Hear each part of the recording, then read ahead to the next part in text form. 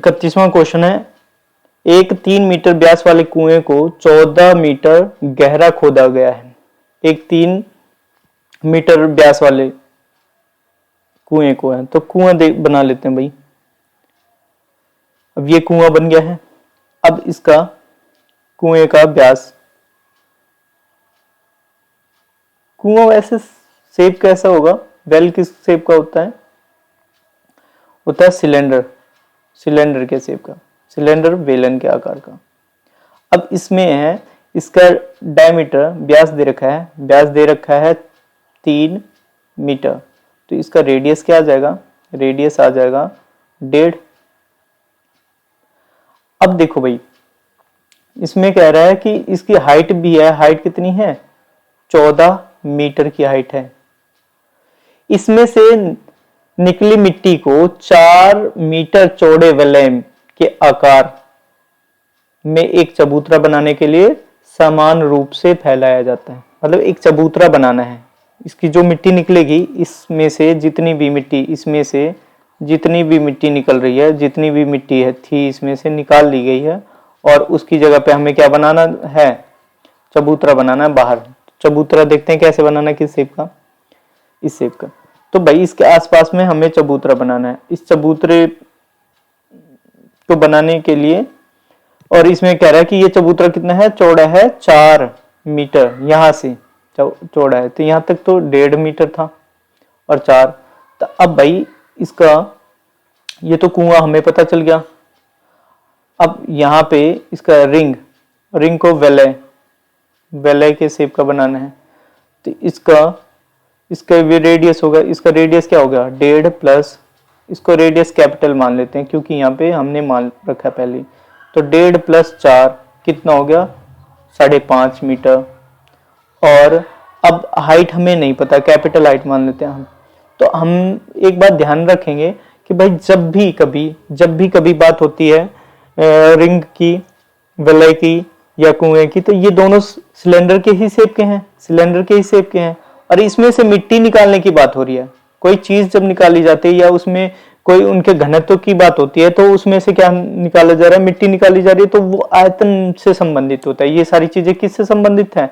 आयतन से संबंधित है। तो भैया आयतन दोनों का, मतलब ये मिट्टी जितनी आई है वही मिट्टी तो बाहर लगाई जाएंगी जितना निकाला जाएगा, तो दोनों का आयतन बराबर होगा। तो कुएं का आयतन, कुएं का आयतन बराबर वलय का आयतन, वलय का आयतन।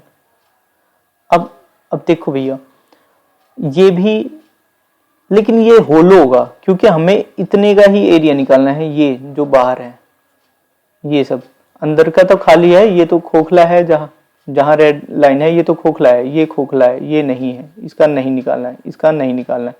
तो होलो का है, तो इसके लिए क्या फॉर्मूला होता है कि भाई बड़े रेडियस का स्क्वायर माइनस छोटे रेडियस का square, inner radius, outer radius minus inner radius into H. और इसका क्या होता है? पाई आर स्क्वायर एच। तो पाई पहले भाई हटाओ यहां से, आर की वैल्यू इतनी है और एच की वैल्यू 14। आर यहां पे 5.5 का स्क्वायर माइनस 1.5 का स्क्वायर, एच। अब देखो भाई 225 है, इसका स्क्वायर होता है, और इसका ये। तो अब यहाँ पे मैं एक आइडेंटिटी लगा सकता हूँ, इतनी जगह पे एक आइडेंटिटी लगा सकता हूँ, ए स्क्वायर माइनस बी स्क्वायर। तो क्या होगा? ए प्लस बी, ए माइनस बी। ये सारे ट्रिक होते हैं, कैलकुलेशन ज्यादा गहरी ना हो जाए उससे बचने के लिए। तो इन दोनों का सम करेंगे तो कितना होगा? 5.5 और 1.5 कितने होंगे? 7, और माइनस करेंगे तो 4 इंटू एच। अब भाई इन दोनों को इस साइड में शिफ्ट कर देते हैं, तो इस साइड में शिफ्ट करा तो देखो भाई 7 गुणा 4 डिवीजन में 7 दूनी 14, 2। अब यहाँ पे हो जाएगा 1.125 हाइट हो जाएगी, मीटर हाइट हो जाएगी किसकी? चबूतरे की हाइट पूछ रहा था, चबूतरे का, चबूतरे की ऊंचाई, वलय को चबूतरा, चबूतरा, चबूतरा। ठीक है, अब नेक्स्ट क्वेश्चन पे आते हैं भाई। भाई यहाँ पे थोड़ा सा ठीक कर लेना, इस क्वेश्चन में मैंने देखा है यहाँ पे क्या है, यहाँ पे माइनस ही है, प्लस नहीं है, यहाँ पे ठीक कर लेना, एनसीईआरटी का क्वेश्चन है, यहाँ माइनस है, ठीक है ना। अब करते हैं भाई क्वेश्चन को स्टार्ट। क्वेश्चन क्या कह रहा है कि इतना इतना इसके बराबर है, prove that that equals to that, तो हमें सिद्ध करना है। तो सबसे पहले हमने लिख लिया टेकिंग LHS, भाई हमने क्या ले लिया LHS, sine square theta, sine theta plus 1 cos theta plus sine theta -1। अब देखो भाई इसमें क्या कर देते हैं, न्यूमरेटर और डिनोमिनेटर को डिवाइड कर देता हूं किससे, अब हमें यहाँ पे चाहिए कोस और यहाँ पे चाहिए कोट, तो अगर मैं यहाँ से साइन से डिवाइड कर देता हूँ, यहाँ 1 हो जाएगा, यहाँ कोसेक हो जाएगा, तो dividing by sine theta in numerator and denominator. अब देखो भाई इसको साइन थीटा से डिवाइड करो, कोस को साइन थीटा से डिवाइड करो, तो ये हो जाएगा टेन थीटा, ठीक है। और यहाँ पे 1 हो जाएगा, यहाँ पे क्या हो जाएगा कोसेक 1 अपन में साइन थीटा क्या हो जाता है कोसेक थीटा, सॉरी ये 10 नहीं होगा, मैंने ध्यान नहीं दिया, इसमें 10 लिख दूं, कोट होगा, क्या होगा कोट होगा।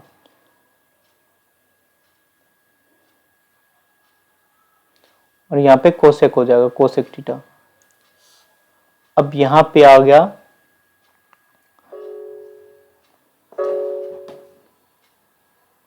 यहाँ पे हो गया भाई कोट थीटा, यहाँ पे +1, यहाँ पे माइनस कोसेक थीटा। बात क्लियर हो रही है भाई। अब आ जाते हैं, अब देखते हैं इसमें क्या कर सकते हैं, coat theta plus cosec theta -1, cot theta minus cosec theta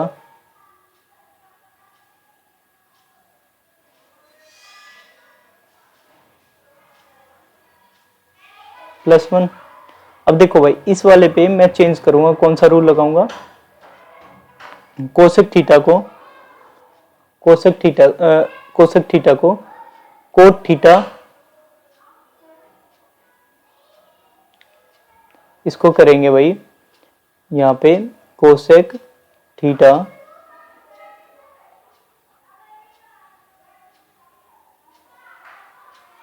minus cot theta, cosec theta minus cos theta equals to 1 होता है, ये आइडेंटिटी है हमने पढ़ी है। अब इसी को इसकी जगह पे पुट कर देंगे, इस 1 पे हम पुट कर देते हैं, तो भाई coat theta plus cosec theta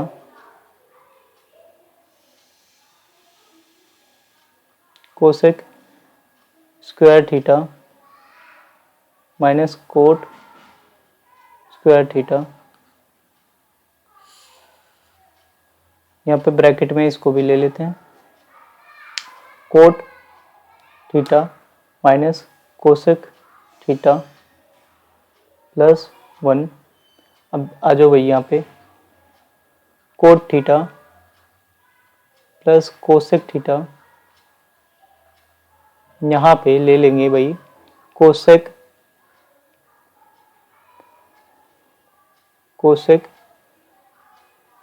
theta +1 cot theta और cosec theta minus cot theta. अब भाई आ जाओ यहाँ पे डिवीजन में डिवीजन में हो गया cot theta minus cosec theta. जैसे जैसे हो रहा है बस हम जहाँ पे चेंज कर रहे हैं वहीं पे बता रहा हूँ मैं, यहीं पे चेंज करा है, मैं हाईलाइट कर देता हूँ। सिर्फ मैंने कहाँ पे हाईलाइटर का यूज करके सिर्फ मैंने यहाँ पे चेंजेस लाए हैं यहाँ पे, ठीक है ना। अब आ जाओ बच्चों, अब यहां से मैं क्या ले लूं, कॉमन ले लेता हूं मैं cosec cot plus cot theta plus cosec theta, मैं कॉमन ले लेता हूं। यहां पे बच जाएगा 1 minus cosec theta minus cot theta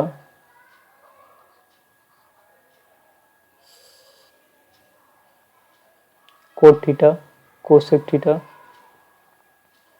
plus 1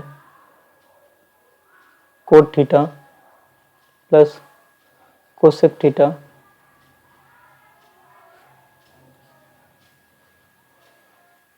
अब इसको रीअरेंज कर सकते हैं तो कोट पॉजिटिव हो जाएगा ब्रैकेट खोलते, ये भी 1 भी पॉजिटिव, कोसेक नेगेटिव हो जाएगा, कोट पॉजिटिव हो जाएगा, कोसेक नेगेटिव हो जाएगा, ये नेगेटिव ये पॉजिटिव, क्योंकि ब्रैकेट खुलते ही ये हो जाते हैं, साइन चेंज हो जाते हैं। अब यहाँ पे ये है cot theta minus cosec theta, ऐसे एनसीईआरटी में है क्वेश्चन। देखो भैया ये हमने काट दिए तो बचा क्या, coat theta plus cosec theta बच गया। यही क्या है हमारा RHS है, यही क्या है RHS, देखो ये रहा RHS, ठीक है ना, हैंस प्रूव्ड। आ जाओ नेक्स्ट वाले क्वेश्चन पे भाई, बहुत बढ़िया क्वेश्चन है भाई। एक ट्रेन है, अ train travelling a distance of 360 kilometre, तो हमने सबसे पहले लिख लिया डिस्टेंस, डिस्टेंस कितनी है 360 kilometre. Then at a uniform speed would have taken 48 minutes less to travel the same distance if speed were 5 kilometre per hour more. क्या कह रहा है, the original speed of train. बहुत आसान क्वेश्चन है भाई। सबसे पहले डिस्टेंस हमें पता है, हमने मान लिया कि भाई let uniform speed, uniform speed साधारण स्पीड, यूनिफॉर्म स्पीड हमने क्या मान लिया x, let uniform speed of train, speed of train equals to x kilometre per hour, x kilometre per hour. तो एक बात बताओ बच्चों, सबको याद होगा कि टाइम का क्या फॉर्मूला होता है, टाइम स्पीड एंड डिस्टेंस में डिस्टेंस दूरी बटे चाल, समय का क्या फॉर्मूला होता है, दूरी बटे चाल। अब इन्हीं का प्रयोग करके मैं क्वेश्चन को सॉल्व करूंगा। अब देखो भाई, ये जो है टाइम मैंने माना t1, टाइम 1, भाई डिस्टेंस कितना है 360 किलोमीटर जाना है, स्पीड कितनी है x, तो ये कितना इतने घंटे लग रहे हैं। अब फिर क्या कह रहा है कि भाई अगर 5 किलोमीटर पर आवर बढ़ा दिया जाता है, 5 किलोमीटर पर आवर बढ़ा दिया जाता है तो टाइम कितना कम हो जाएगा, 48 मिनट कम हो जाएगा। तो भाई 5 मिनट और स्पीड उसकी बढ़ा दिया जाए तो भाई अब नया टाइम कितना हो जाएगा, स्पीड 5 बढ़ा दी गई, 5 बढ़ा दी गई तो इतने आवर्स हो जाएंगे, यस या नो। अब बताओ बड़ा वाला टाइम कौन सा, छोटा वाला टाइम कौन सा है, जिसका डिनोमिनेटर बड़ा होगा वो टाइम कम होगा, तो कम टाइम कौन सा है भाई, ये बड़ा टाइम है, टाइम 1 बड़ा है और ये वाला छोटा है, जिसका डिनोमिनेटर छोटा होता है। छोटा कौन सा है, x छोटा है कि x प्लस 5, तो छोटा तो भाई छोटा तो ये है, तो ये टाइम बड़ा, जो छोटा होता है वो बड़ा होता है डिनोमिनेटर में। तो अब भाई इसमें देखते हैं कि भाई टाइम, अब उसके अकॉर्डिंग टाइम 1 माइनस टाइम 2 तो 48 मिनट, 48 मिनट, लेकिन यहाँ पे बातें तो चल रही है आवर्स में, तो आवर्स में कन्वर्ट करने के लिए हमें क्या करना पड़ेगा, इसमें कन्वर्ट कर देंगे। तो जब इसमें कन्वर्ट करें तो भाई देखते हैं 360 minus x, 360 x plus 5 equals to 48 को क्या लिख सकते हैं, 12 पंचे 60, 12 चौक 48। अगर एलसीएम आया, ये आ गया इन दोनों का, और 360 हमने पहले कॉमन ले लिया, यहाँ पे आ गया x प्लस 5 या x माइनस एक्स 48। अब भाई x x यहाँ पे कट जाएंगे। अब यहाँ पे बचा 5 और यहाँ पे एक्स स्क्वायर,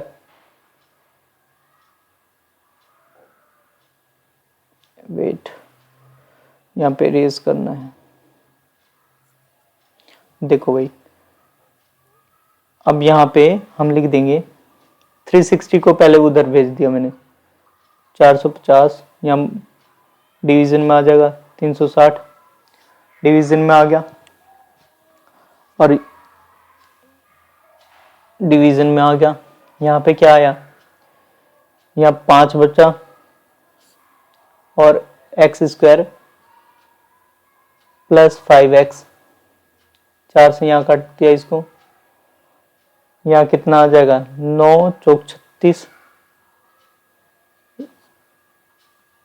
450, 5। अब क्रॉस मल्टीप्लाई कर दो, क्रॉस मल्टीप्लाई करेंगे तो यहाँ 1 से हो जाएगा, क्रॉस मल्टीप्लाई करा तो यहाँ 1 से होगा, तो एक्स स्क्वायर यहाँ 1 से हुआ, x square into x square plus 5 और 4500 नहीं 450 इंटू 5। तो अब देखो भाई ये हो जाएगा 2250 और ये हो जाएगा एक्स स्क्वायर प्लस 5x। अब देखो भैया बात ऐसी है, अब इसको इस साइड में लेके आओ, जब इस साइड में लेके आए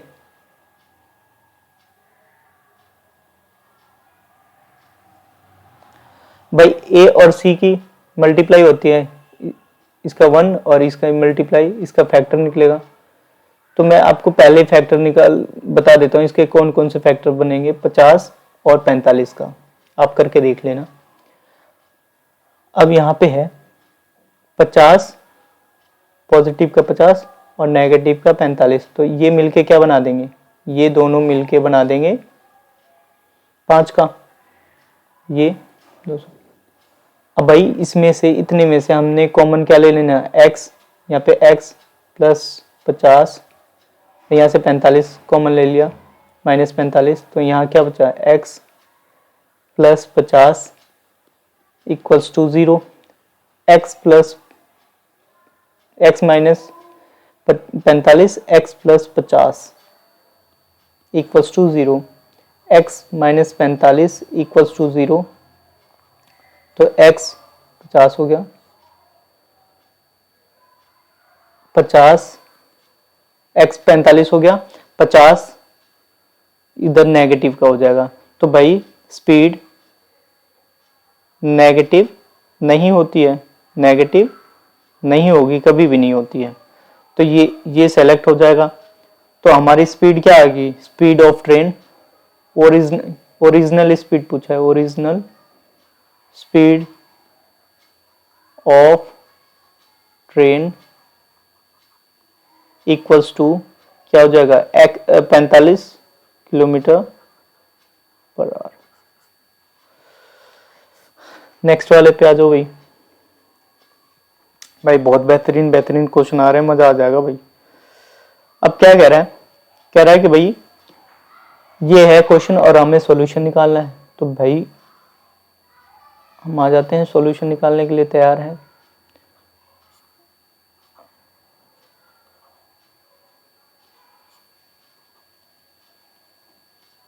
क्वेश्चन नोट कर लिया और अब यहाँ इनका एलसीएम लिया, x plus 4 x minus 4 by division किया तो आया x और 1 से मल्टीप्लाई कर देंगे x माइनस 7, यहाँ से करेंगे तो भाई x plus 4 equals to 11 upon में।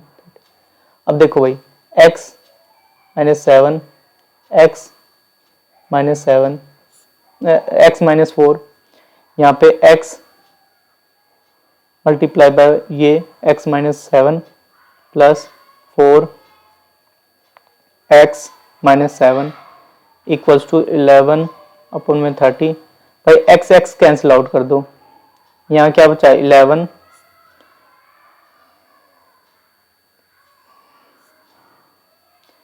इससे मल्टीप्लाई हुआ x square minus 7x plus 4x minus 28 11 30। भाई 11 11 कैंसिल आउट हो गए, यहाँ माइनस 1 आ जाएगा यहाँ। अब देखो भाई minus 1 x square minus 3x minus 3x minus 28 equals to 1 upon में 30। क्रॉस कर दो भाई, क्रॉस मल्टीप्लाई कर दो, x square 3 minus 3x minus 28 ये 30 हो गया माइनस का। अब इस साइड में इसको ले आते हैं, इस साइड में, तो जब इस साइड में आएगा तो इसकी वैल्यू क्या हो जाएगी देखते हैं। यहाँ नेगेटिव है, इस साइड में आते ही क्या हो जाएगा पॉजिटिव हो जाएगा, equals to 0। X square minus 3x plus 2 equals to 0। अब भाई a और c की मल्टीप्लाई, a और c की मल्टीप्लाई क्या हो जाएगा 2 हो जाएगा, और 2 के फैक्टर क्या होते हैं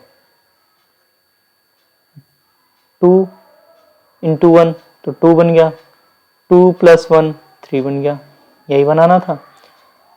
2x plus minus x plus 2 equals to 0। अब इतने में से x को कॉमन ले लिया तो x माइनस 2, इतने में से माइनस 1 कॉमन ले लिया x minus 2 equals to 0। x minus 1 x minus 2 equals to 0, x minus 1 equals to 0, x equals to 1, x minus 2 equals to 0, x plus 2। ये बात क्लियर होगी, आसान सा क्वेश्चन था। x की वैल्यू हमारी निकल गई। ये दोनों क्या है हमारे रूट है, इन्हीं को रूट कहते हैं। क्या कहेंगे इन्हीं को रूट कहेंगे भाई। अब अगला क्वेश्चन देखते हैं भाई। A statue which is x meter tall stand on the top of 100 long pedestal on the ground। क्या कह रहा है x मीटर ऊंची एक मूर्ति भूमि से 100 मीटर हाईलाइट करते चले जाएंगे इसको, 100 मीटर चबूतरे पर खड़ी है। तो सबसे पहले मैंने चबूतरा बना लेना है भाई। ये 100 मीटर मैंने मान लिया, ये कितने का है 100 मीटर का है।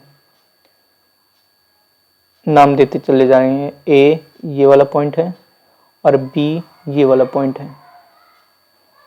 अब इसके ऊपर x मीटर का क्या है एक मूर्ति है, स्टैचू है x मीटर की, तो इस पॉइंट को मैंने नाम दे दिया C, और ये कितने का है x मीटर का है।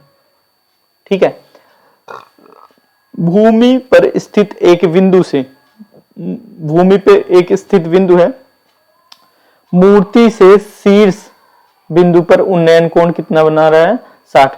भूमि पे पहले एक बिंदु देख लेते हैं, भूमि से कुछ दूर पे, तो ये कुछ दूर पे है तो इसको मैंने माना क्या है D।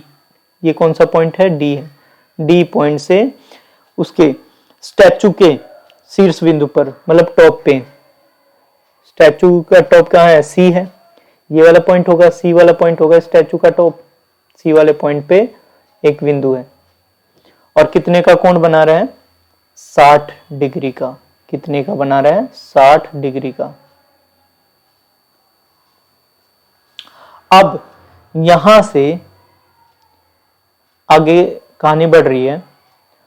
अब क्या कह रहा है कि कह रहा है चबूतरे के शीर्ष बिंदु पर उन्नयन कोण 45 है। उसी पॉइंट से, यहीं से चबूतरे पे, मतलब यहां पे, इस वाले पॉइंट पे, बी वाले पॉइंट पे, डी से बी वाले पॉइंट पे 45 डिग्री का एंगल बन रहा है। तो बना देते हैं भाई 45 डिग्री का एंगल बन गया भाई, 45 डिग्री का एंगल बन गया। अब क्या कह रहा है? कह रहा है कि भाई मूर्ति की ऊंचाई ज्ञात कीजिए। बहुत ज्यादा आसान क्वेश्चन, बहुत ज्यादा। तो सबसे पहले इस वाले ट्रायंगल में आ जाओ भाई। इन ट्रायंगल,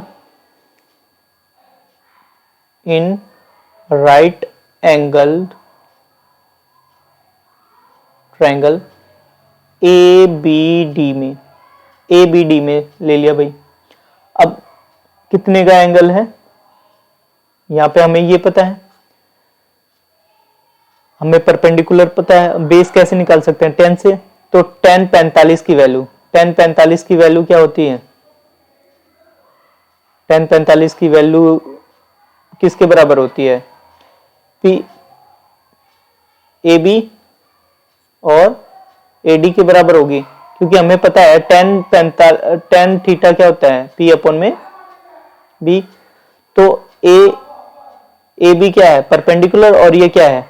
बेस है। तो अभी बेस की वैल्यू निकालते हैं भाई। तो अब यहाँ पे 10 45 की वैल्यू क्या है? 1 है। और इसकी वैल्यू कितनी है? इसकी वैल्यू है AB की 100, और AD की वैल्यू हमें कैसे पता चलेगा भाई? क्रॉस मल्टीप्लाई कर देंगे, या कुछ नहीं है तो 1 ही है। Cross multiply. तो AD बराबर 100 मीटर। तो AD की वैल्यू क्या होगी? 100 मीटर आ गई। अब मुझे निकालना है इस वाले पे, इस वाली वैल्यू को निकालते हैं। तो नेक्स्ट वाले पार्ट में आ जाओ भाई। ये भाई हमारा था A B C D point था, यहां से 60 का है। अब 60 वाले में देखेंगे, ये 100 आया, ये भी 100 आया, और ये x है अभी। तो देखो भाई, इन ट्रायंगल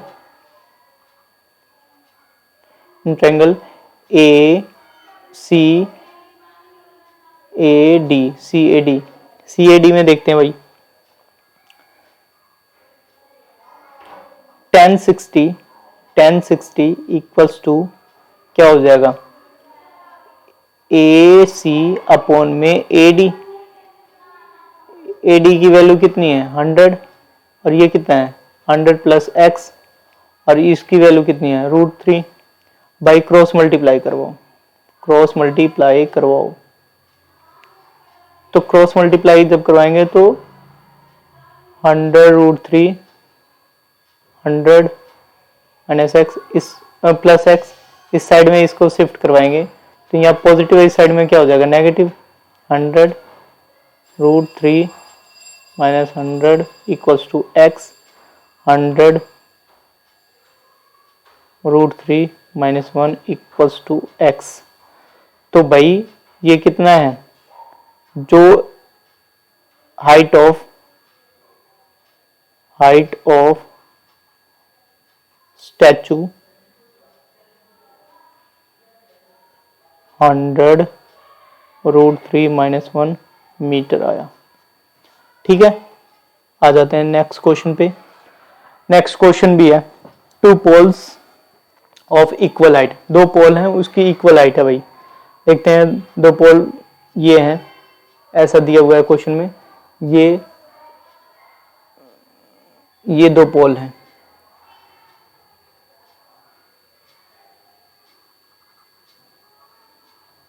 इन दोनों पोल की इक्वल हाइट दे रखी है। अब क्या कह रहे हैं, और उसको h मान रखा है पहले ही क्वेश्चन में।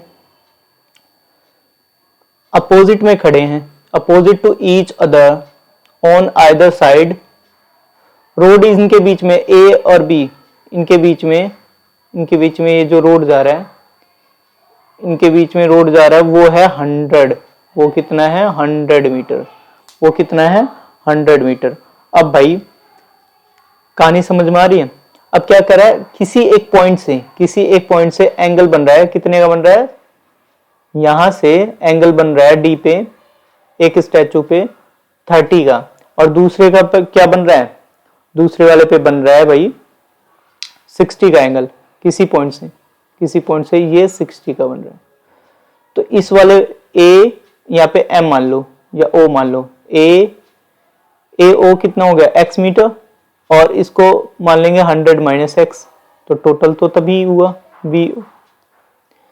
अब क्वेश्चन को सॉल्व करते हैं। पूछा क्या क्या है, हाइट ऑफ पोल मतलब h की वैल्यू निकालनी हमें, हाइट ऑफ पोल, और डिस्टेंस बिटवीन पोल मतलब AO और BO ये निकालना है। तो क्वेश्चन आपने पढ़ लिया होगा, अच्छे से पढ़ लो क्वेश्चन, वीडियो पॉज करके अच्छे से क्वेश्चन पढ़ो तभी समझ में आएगा। तो अब हम आ जाते हैं सबसे पहले, in right angled triangle OAD, अब भाई यहां से tan 30 की वैल्यू है। tan 30 क्या होता है, वैसे tan का फॉर्मूला कई बार बता लिया मैंने, tan थीटा इक्वल्स टू क्या होता है, P अपॉन में B, P बाय B। अब देखो AD अपॉन में AO, tan 30 की वैल्यू क्या होती है 1/√3, और AD कितना है, AD है H, और ये कितना है X है। तो X की वैल्यू, H की वैल्यू क्या हो जाएगी, X या क्रॉस करवाऊंगा मैं, √3 इक्वल्स टू H, ये H की वैल्यू, इसको मैंने मान लिया फर्स्ट इक्वेशन मान लिया। अब भाई आ जाते हैं दूसरे वाले ट्रायंगल में।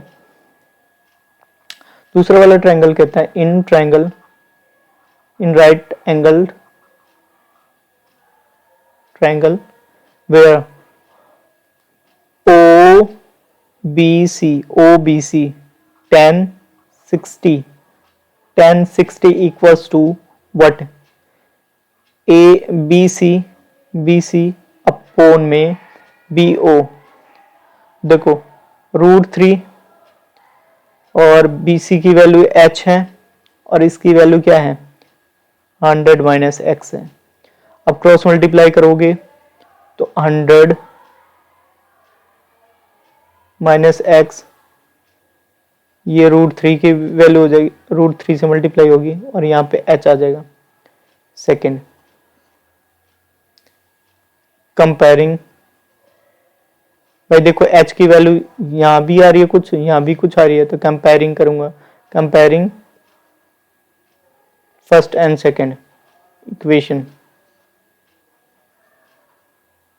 दोनों इक्वेशन को कंपेयरिंग कर देंगे, कंपैरिजन करेंगे। इन कंपैरिजन से देखते हैं क्या होता है भाई, x √3 100 माइनस एक्स। अब इसको क्रॉस मल्टीप्लाई करवाएंगे तो यहाँ पे कितना हो जाएगा x, यहाँ पे क्या हो जाएगा 300।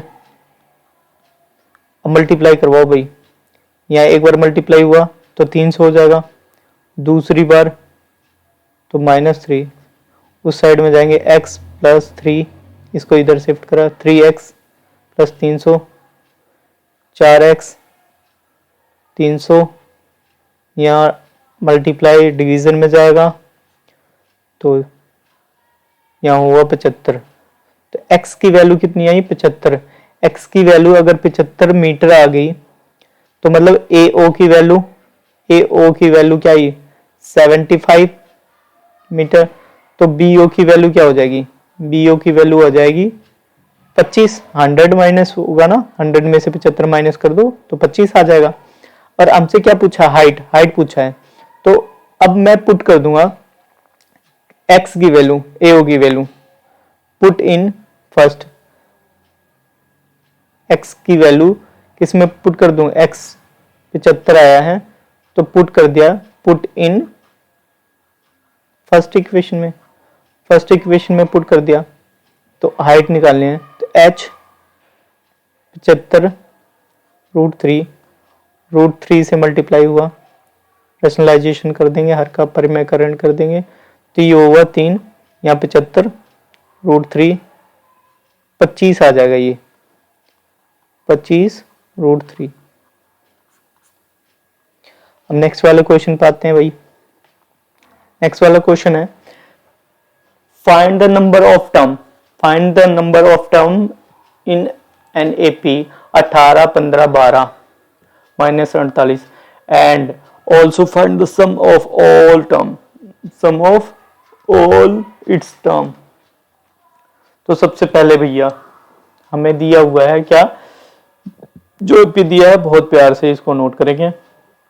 एपी समांतर श्रेणी 18, 15, 12 डैश डैश डैश 48। अब भैया बात ऐसी है, 1 आया, A1 कितना आ गया 18, A2 कितना आया 15। अब देखो भाई कॉमन डिफरेंस क्या आएगा 18, इसमें से A2 minus A1 common difference का, तो भाई 15 माइनस 18 -3। यहां तक बात समझ में आ रही है। अब भैया हम उठाएंगे लाल वाला पेन। तो अब देखो भाई an ये 48 दे रखा है, लास्ट वाला टर्म जो होता है उसी को हम क्या कहते हैं, an से रिप्रेजेंट करते हैं, l से भी रिप्रेजेंट करते हैं। तो भैया l से भी रिप्रेजेंट करते हैं या an से रिप्रेजेंट करते हैं, और ये इसकी वैल्यू कितनी दे रखी है 48, वो भी माइनस का। तो भैया a इसका क्या फॉर्मूला होता है, a + n - 1d 48। तो a की वैल्यू कितनी है 18, n की वैल्यू हमको नहीं पता, और ये कितना है -3। 48 n - 1 48, इधर प्लस का इस साइड में आके क्या हो जाएगा माइनस का, तो ये कितना हो गया, ये हो जाएगा 66 -66। और n यहाँ ऐसे है, यहाँ मल्टीप्लाई में इस साइड में आ जाओ भाई, आओ, तो डिवीजन में हो जाएगा माइनस माइनस कट गया, यहाँ पे कितना है 22। अब भाई n - 1 = 22, n = 22 + 1 = 23, n की वैल्यू क्या आ गई 23 है भाई, बात समझ में आ रही है।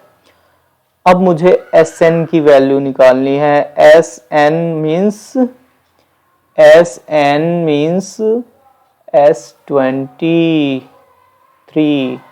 की वैल्यू, तो हमें 23/2 स्टार्टिंग टर्म क्या होगी, A1 की वैल्यू क्या होगी 18 प्लस -48। आपने एक फॉर्मूला सीखा होगा, ध्यान से सुन लीजिएगा, Sn n/2 A plus last term,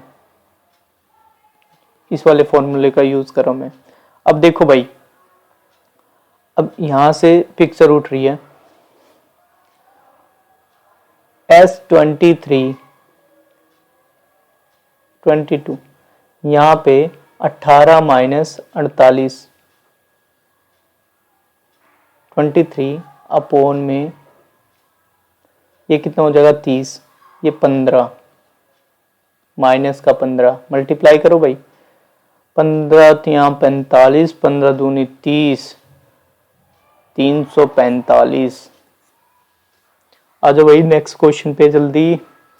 हाँ बहुत प्यारा क्वेश्चन है, लो भाई, find the missing frequencies, missing frequency निकालनी है, और वो दे रखा है हमारे पास में f1 and f2। If the mean of 50 observation, कितने हैं 50 ऑब्जर्वेशंस गिवन बिलो, और वो मीन कितना दे रखा है, मीन मतलब माध्य दे रखा है 38.2। इसका फॉर्मूला क्या होता है, frequency of sum of sigma frequency FI XI FI, ये होता है। अब देखो सबसे पहले हम भाई इसकी टेबल कंप्लीट करते हैं। क्लास इंटरवल दे रखा है, क्लास इंटरवल दे रखा है, इंटरवल लिख दिए भाई। हम साथ साथ में इसको लिखते जा रहे हैं 0 100 0 10 10 20 20 30 30 40 40 50 50 60 और फिर इसके बाद क्या है 60 70। ठीक है ना, 1 2 3 1 2 1 2 3 4 5 6 7 1 2 3 4 5 6 7। बहुत प्यार से करेंगे भाई, जहां पे गड़बड़ी करी वहीं पे दिक्कत। क्लास मार्क, क्लास मार्क को हम रिप्रेजेंट करते हैं XI से। भाई क्लास मार्क निकलता कैसे है भाई, इसको कहेंगे 0 प्लस 10 डिवाइड बाय 2, तो ये क्या आएगा 5। Upper limit minus lower limit. 10 plus 20, ये 10 प्लस 20, इनका सम करेंगे तो कितना आ जाएगा 30। 30 डिवाइड बाय 2 15, ऐसे ऐसे फिर 25, फिर ऐसे 35, फिर आ जाएगा 45 55 65। ठीक है, अब आ जाओ भाई फ्रीक्वेंसी। फ्रीक्वेंसी क्या है, फ्रीक्वेंसी है 4 4 F1 10 F2 8 5। अब हमें FI XI निकालना है, FI XI। वैसे ऑब्जर्वेशन हमें दे रखा है, लेकिन जब हम इसका सम करेंगे तो 31, इसका सम करेंगे तो 31 plus FI F1 F2 equal, और हमें 50 दे ही रखा है ये इनका सम, तो ये एक इक्वेशन आ गई। अब यहाँ पे देखते हैं पहले, ये 20 और 4 की मल्टीप्लाई हुआ, ये कितना हो जाएगा 60 हो जाएगा। ये हो जाएगा 25 फ्रीक्वेंसी 1, 350 45 फ्रीक्वेंसी 2 और 440 325। अब भैया इसका है 100, 1150 प्लस 25 फ्रीक्वेंसी 1 प्लस 45 फ्रीक्वेंसी 2। ये अब भाई इसी क्वेश्चन को सॉल्व करते चले जाएंगे। अब हमें क्वेश्चन में क्या क्या गिवन है, क्वेश्चन में ये भी गिवन है कि भाई हमें 31 प्लस फ्रीक्वेंसी 1 पहले इक्वेशन से, फ्रीक्वेंसी 2 इक्वल्स टू दे रखा है 50। अब F1 प्लस F2 की वैल्यू क्या होगी 50 माइनस 31, ये हो गया 19 F1 प्लस F2, इसको मान लिया मैंने फर्स्ट। अब देखो मीन भी दे रखा है हमें, मीन दे रखा है कितना, मीन दे रखा है 38.2, और ये किसके बराबर आ रहा है इतना, फ्रीक्वेंसी 1 प्लस फ्रीक्वेंसी 2। फ्रीक्वेंसी 2 में 45 है, देख लेते हैं एक बार फिर से, 45 है, हाँ देखो 45 है भाई। अब आ जाते हैं, इसको थोड़ा सा सरल करेंगे, और जब हम इसका माध्य निकालते हैं तो ये 50 से भी डिवाइड होगा ना ऑब्जर्वेशन से, तो अब क्रॉस मल्टीप्लाई होगा। यहाँ पे कुछ नहीं है तो 1 है, क्रॉस मल्टीप्लिकेशन कर दो, तो यहाँ पे जब 38 गुना 50 11 95 25 FX प्लस 45 F2, तो भाई ये हो जाएगा 19 10। अब इसको इस साइड में शिफ्ट करा, इसको इस साइड में शिफ्ट कर दिया, 1195, 25 में से 5 कॉमन ले लिया हमने, तो यहाँ 5 FX F1 या 9 F2, ये कितना आया, ये आ गया 715 कितना है 715, इसमें मल्टीप्लाई हो रहा है तो यहाँ डिवीजन में हो जाएगा 5f1 9f2 143 5f1 plus 9f2 equals to 143। अब भैया आ जाते हैं इस क्वेश्चन में। ये सेकेंड इक्वेशन है, तो अब फर्स्ट इक्वेशन सेकेंड इक्वेशन को सॉल्व करेंगे। Solve first and second equation. Solve करो भाई। तो सबसे पहले जब सॉल्व करेंगे तो इसको 5 से मल्टीप्लाई करवा देते हैं, तो ये कितना हो गया 5fi f1 प्लस 5f2 और ये 19 हो जाएगा, 19 पचे 95 और ये कितना आया 5f1 प्लस 9f2 प्लस 43 143। भाई साइन चेंज करो प्लस ये कैंसिल आउट हो गया, ये कितना हुआ -4 f2 और ये कितना आ गया 48, वो भी माइनस का minus minus cancel out. f2 कितना आ गया, f2 आया 12,